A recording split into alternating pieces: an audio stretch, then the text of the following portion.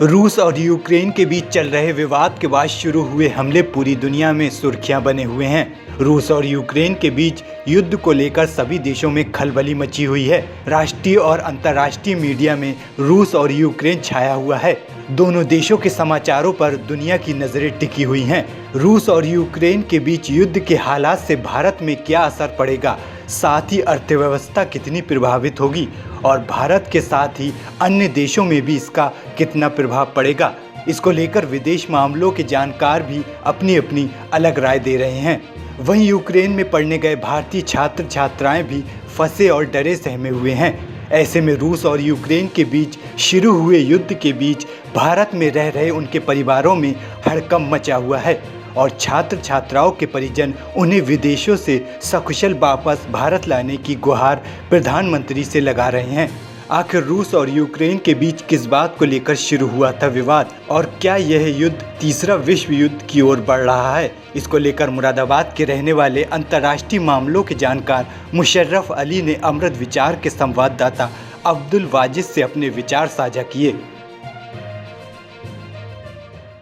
रूस ने यूक्रेन की राजधानी कीव से हमलों का आगाज़ कर दिया है, जिसके बाद ये कयास लगाया जा रहा है कि थर्ड वर्ल्ड वॉर की शुरुआत हो चुकी है। मेरे साथ अंतर्राष्ट्रीय मामलों के जानकार मुशर्रफ साहब हैं। आइए सीधे तौर पर बात कर लेते हैं। सर, सबसे पहले जो रूस ने हमला किया यूक्रेन पर, क्या लगता है वजह क्या रही इसकी? देखिए, इसको थोड़ा सा जो है ना, इस हमले से पहले की पृष्ठभूमि यानी कि बैकग्राउंड जानना जो है ना बहुत ज़रूरी है। जो दुनिया अमेरिका के पूरे आधिपत्य में चल रही थी, एक तरह से हम कहते हैं कि जो वर्ल्ड ऑर्डर, तो ये जो नया वर्ल्ड ऑर्डर और पुराना वर्ल्ड ऑर्डर, तो पुराना वर्ल्ड ऑर्डर जो है वो ब्रेटन वुड्स संस्था जब बनी थी 1944 के बाद, तो उसके नेतृत्व में, अमेरिका के नेतृत्व में पूरी दुनिया के अंदर जो है उसका एक तरह से कब्ज़ा था और वो पूरी दुनिया को प्रभावित करता था। और उसकी जो वर्ल्ड बैंक और IMF संस्थाएं थी वो कर्ज बांटकर और पूरी दुनिया के जो तीसरी देशों की दुनिया है उनको अपनी नीति उन पर थोपती थी। इसको, ये जो पुरानी वर्ल्ड व्यवस्था थी, विश्व व्यवस्था थी, इसको चैलेंज किया। किसने चैलेंज किया? चीन ने एक बिल्कुल नई विश्व व्यवस्था उसके पैरेलल बनानी शुरू की। आर्थिक मामले में चीन पूरा कब्जा हो गया उसका पूरी दुनिया के अंदर अर्थव्यवस्था पे, और अमेरिका जो है वो जो आर्थिक तौर पर पिछड़ता चला गया। इसका नतीजा ये हुआ कि उसने चीन को पराजित करने या उसको रोकने के लिए क्वेट का गठन किया, जिसमें हमारा भारत भी मेंबर है। क्वेट का गठन किया, लेकिन उसके साथ ही चीन जो है रूस के साथ जुड़ गया। जो रूस से उसकी पुरानी एक तरह से दुश्मनी थी, वो दुश्मनी ख़त्म हुई पुतिन के उसके बाद, और चीन जो है वहाँ से जुड़ गया और एक नया ग्रुप, जिसे हम कहेंगे शंघाई सिक्स की शुरुआत पहले हुई थी, और अब इसके बाद ये रूस और चीन और ईरान और ये सब जुड़ते जा रहे हैं। तो एक बिल्कुल अलग ध्रुव जो है खड़ा हो गया है अमेरिका के खिलाफ। अब उसमें क्या हो रहा है कि ये जो अमेरिका है और उसके जो नाटो एलाई हैं, ये सारे लोग जो चिंतित हो गए, जो पूरी दुनिया पे इनका एक आधिपत्य था उसका ख़तरा आ गया और अर्थव्यवस्था का भी। तो इन्होंने क्या किया कि नाटो का विस्तार करना अमेरिका ने शुरू किया। जो नाटो पहले बहुत कम 7 देश थे, आज वो 30 देश के करीब हैं। तो और उसके बाद जो है जो पूर्वी यूरोप के देश थे, जो रूस से, सोवियत संघ से अलग हटे थे, वहाँ पर अपनी जो है सरकारें बनाना, उनमें घुसपैठ करना शुरू किया अमेरिका ने। ये बात जो है, रूस जो है, पुतिन जो है, उन्हें लगा कि ये तो मेरी मुल्क के ऊपर जो है ख़तरा आ गया है। अगर इनकी सेनाएं अमेरिका की मेरे बॉर्डर पर खड़ी होंगी, जैसा कि हुआ है यूक्रेन के मामले में। यूक्रेन क्या हुआ है, पूरी दुनिया के अंदर जो क्राइसिस आया है कैपिटलिज्म में, उसके नतीजे में फाशिस्ट सरकारें पूरी दुनिया में बन रही।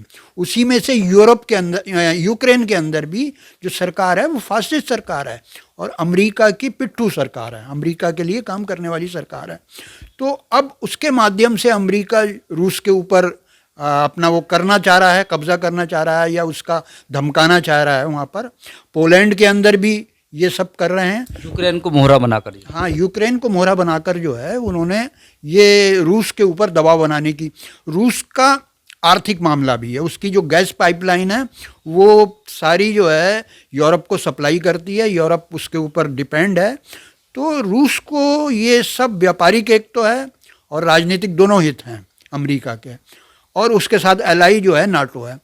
अब ये चल रहा था कि रूस यहाँ पर अपना जो बॉर्डर है उस बॉर्डर के बीच में मुझे लगता है कि बफर स्टेट जो है अलग कायम करना चाह रहा है। ये जो दो अभी जो आज़ाद कराएं जिनको उसने मान्यता दे दी है और सीरिया ने भी दे दी है आज, तो इन दोनों का जो है बफर स्टेट की तरह इस्तेमाल करेगा कि अगर ये लोग हमला करें भी नाटो वाले तो उनके पहली लड़ाई जो है इनसे हो। तो ये रूस ने अपनी जो चाल है बहुत बेहतरीन, जिसे हम कहते हैं अंतर्राष्ट्रीय कूटनीति, उसमें सफल एक चाल है। और अब जो मेरा अनुमान है, ये जो हमला हुआ है, हमले का उद्देश्य यूक्रेन पर कब्जा करना नहीं है, क्योंकि ये मुमकिन नहीं है कि सारे यूक्रेन में रूस समर्थक हों। तो ये रूस जो है इसके अंदर उलझना नहीं चाहेगा लंबे टाइम, लेकिन उसकी कोशिश रहेगी कि वो जो एरिया है जहाँ रूसी बहुमत में हैं या रूसी भाषी लोग बसते हैं, रूसी मूल के लोग हैं, वो सारा एरिया जो है वहाँ तक वो अपनी सेना ले जाएगा, वहाँ तक कब्जा करेगा और फिर वहाँ जो है उसे आज़ाद करा के उतने एरिए को वो करके और उसके बाद जो है वो पीछे हट जाएगा। और मुझे अनुमान है कि उसका जो अगला कदम है पुतिन का वो ये होगा कि यहाँ पर भी अपने मर्जी की सरकार बनाएगा और उसके बाद मुझे लगता है कि रेफरेंडम कराएगा। और रेफरेंडम का ये है कि सब लोग क्या रूस के अंदर मिलना चाहेंगे ये सब देश, तो मुझे लगता है कि सब मिलने की बात करेंगे और ये एरिया पूरा जो है वो रूस के अंदर मिल जाएगा। हमारा भारत देश। दूसरा ये है कि हमारे संबंध अमेरिका से भी ठीक ठाक हैं, रूस से भी ठीक ठाक हैं, तो कहाँ हैं हम? ऐसा है कि भारत जो है क्वेड के अंदर तो जाने के बाद, क्वेड में जाने से भारत को नुकसान हुआ है। नुकसान क्या हुआ है कि जब आप एक ग्रुप में आ जाएंगे तो उसके जो विरोधी ग्रुप है, जैसे अमेरिका है मान लिया, तो अमेरिका के साथ आप आ गए तो रूस अपने आप जो है उसके खिलाफ हो जाएगा। तो रूस से संबंधों में जो है वो खराबी आई हैगी भारत और उसके संबंध, और रूस ने, इसी का नतीजा है भारत का क्वेड का जाने का कि रूस ने पाकिस्तान से संबंध बनाने शुरू कर दिए। तो ये हमारी कूटनीति की, मैं कहता हूँ ये विफलता है कि हम लोगों को, जैसे अभी यूक्रेन के अंदर संतुलित जो है नज़रिया अपनाया है भारत सरकार ने कि हम ना इधर हैं ना उधर हैं, बल्कि हम कह रहे हैं कि ये युद्ध नहीं होना चाहिए, बातचीत से ही समस्या हल होनी चाहिए। तो ये अच्छा कदम है। ये क्वेड के अंदर जाकर जो नुकसान हुआ है उसको संभालने की कोशिश है सर, कहीं ना कहीं भरपाई है उसकी। हाँ, उसकी भरपाई है पूरी तरह से। अगर देखिए हम जो है पहले ही जो भारत की जो नीति थी गुटनिरपेक्ष वाली, वो एक कामयाब नीति थी। उससे हम अंतर्राष्ट्रीय स्तर पे किसी ग्रुप के साथ नहीं थे और अपना एक जो है पूरा सम्मान बना हुआ था राष्ट्रीय। इस सम्मान को तभी बहाल किया जा सकता है जब हम उसी नीति को फिर से अपना लें। तो ये इसकी दिशा में थोड़ा सा बहुत मुझे आश्चर्य हो रहा है कि अमेरिका के साथ जाते हुए भी, वैचारिक रूप से भी, उनके साथ आर्थिक तौर पे भी, और ये कैसा किया है, ये एक आश्चर्य की बात है। और मैं इसे समझदारी का काम मानता हूँ भारत का कि उसने इसमें संतुलित अपना जो है वो अपनाया है और देख रहे हैं आगे क्या होता है। जिस तरह से सर ये जंग का आगाज़ हुआ है, क्या लगता है आपको अर्थव्यवस्था पर कितना असर पड़ेगा इससे? हाँ, ये अर्थव्यवस्था पे अभी जब तक ये तनाव बनेगा उसका असर तो पड़ेगा, क्योंकि तेल और गैस के ये रेट बढ़ेंगे तो उसका हमारी अर्थव्यवस्था पे सीधा असर पड़ेगा।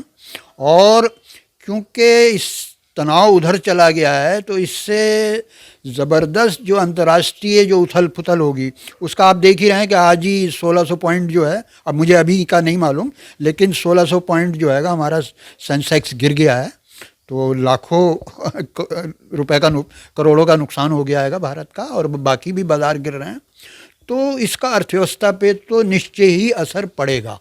लेकिन मुझे लगता है कि ये ज़्यादा दिनों तक चलेगा नहीं, उसके बाद मामला जो है ये लेकिन कुछ महीने तो चलेगा ही है, कुछ महीने चलेगा और उसके बाद ये मामला नॉर्मल हो जाएगा, क्योंकि रूस अपना वो कर लेगा और वो यूक्रेन एक बहुत छोटे से हिस्से में जो उसका है उसके अंदर सिमट कर रह जाएगा, उनका एक अलग हो जाएगा, यह है। और उसका उद्देश्य भी सीधा सीधा जो है पुतिन का उद्देश्य, रूस का उद्देश्य ये नहीं है कि यूक्रेन पर कब्ज़ा करें। मेरे अनुमान के अनुसार जो है वो सिर्फ ये जो नाटो के अंदर शामिल होना है, एक तो उसे रोकना है, और ये उसकी जो सीमा के ऊपर अमेरिका जो आकर खड़ा हो रहा है उसको रोकना, नाटो जो खड़ा हो रहा है, इसका उद्देश्य है। आपके कहने के मुताबिक ये थर्ड वर्ल्ड वॉर का आगाज़ नहीं है? मुझे नहीं लगता है कि थर्ड वर्ल्ड वार हो, क्योंकि पहले भी ये सब परमाणु शक्ति वाले संपन्न देश हैं और ये जानते हैं कि वर्ल्ड वार होने का क्या नतीजा है। बहुत तबाही होगी, इस बात को ये सभी जानते हैं, तो ये पाबंदियाँ लगाएंगे अंतर्राष्ट्रीय स्तर पर अपने प्रचार के ज़रिए, वो सब करेंगे, सोवियत संघ और इस रूस के ख़िलाफ़, पुतिन के ख़िलाफ़ वो सारा करेंगे, अपने प्रचार सारे उसको करेंगे, लेकिन मुझे लगता है ये विश्व युद्ध की तरफ नहीं जाएगा। जहाँ ओवरऑल क्या लगता है आपको, कंडीशन किस तरह की बनने वाली है? ये जो है अभी तो ये मीडिया वार चलेगा और वहाँ से अगर रेजिस्ट किया, यूक्रेन वालों ने रेजिस्ट किया, तो ये मुझे लगता है कि अमेरिका छोटे मोटे जो ग्रुप हैं उन्हें भड़काने की कोशिश करेगा कि वो हमला करें। ये उनकी तरफ से होगा, यूक्रेन की तरफ से ये होगा, छोटे मोटे ग्रुप करेंगे। और मुझे लगता है कि जब ये छोटे मोटे ग्रुप करेंगे तो फिर हो भी सकता है कि लड़ाई थोड़ी सी और बढ़ जाए, और उसके बाद मुझे लगता है कि बीच में जो है फिर युद्ध विराम होगा, यूएनओ पड़ेगी और यूएनओ का जो युद्ध विराम हो कराएगी, और वो जितनी जगह पर उसका वो हो गया है उतनी जगह पर रुक जाएगा, वो उससे आगे नहीं बढ़ेगा। तो ये लगता है कि यही होगा। बहुत बहुत शुक्रिया हमसे ख़ास बातचीत करने के लिए। थे हमारे साथ अंतर्राष्ट्रीय मामलों के जानकार पर मुशर्रफ साहब। उनका साफ तौर पर कहना है कि युद्ध भले ही लंबे तौर पर चले, लेकिन इस जो कयास लगाए जा रहे हैं वर्ल्ड वॉर के, थर्ड वर्ल्ड वॉर के, वो होना नामुमकिन है। हालांकि भारतीय अर्थव्यवस्था पर इसका असर पड़ रहा है और आगे भी पड़ता रहेगा। अब्दुल वाजिद अमृत, विचार, मुरादाबाद।